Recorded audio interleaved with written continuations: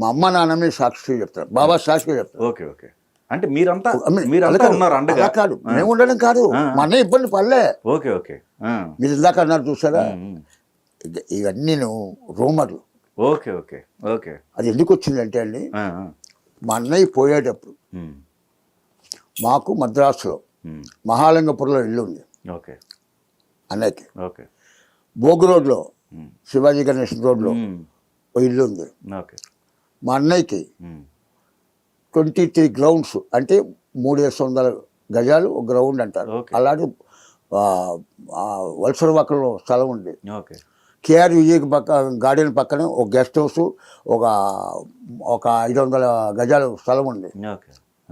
ఏమండి, మా అన్నయ్యకి 2 ఫారిన్ కార్లు, అన్నయ్య పోయే ముందర 2 ఫియట్లు, కిలోలు బంగారం ఉండేది మా ఉదయకి. ఏమండి, ఇక్కడ మన హైదరాబాద్ ఇల్లు. అన్నయ్య డబ్బు లేకుండా లేడు. రోజు ఇప్పుడు ఏంటంటే, ఏమండి రాజబాబు గారు, మా అమ్మాయి పెళ్ళండి, ఒక 5,000 కావాలి. ఏమండి రాజబాబు గారు, మా అబ్బాయికి ఫీజు కట్టాలి, ఓ 1,000 కావాలి. ఇలా ఇచ్చేసేవాడుగా. మా అన్నయ్య లాస్ట్ స్టేజ్లో అమీర్పేట వచ్చాడు. అది ఇక్కడ కాయలా వస్తే అదేదో కట్ చేస్తే క్యాన్సర్ కింద వచ్చింది, అది అయ్యాడు. అప్పుడు ఇక్కడ ఉన్నాడు. ఇప్పుడు మామూలుగా రాజబాబు వచ్చాడు, అడుగుతారు కదా ఇలాగ డబ్బులు.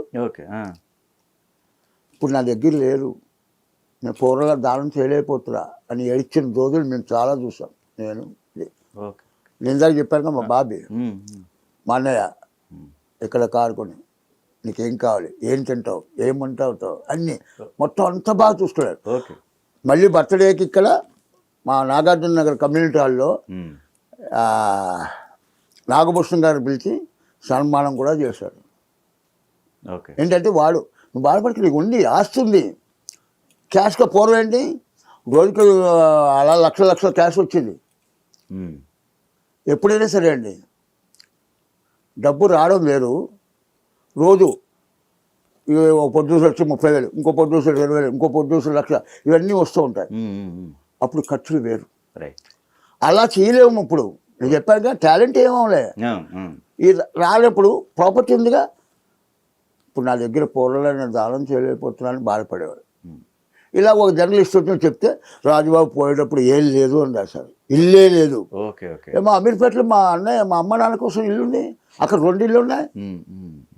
అన్నయ్య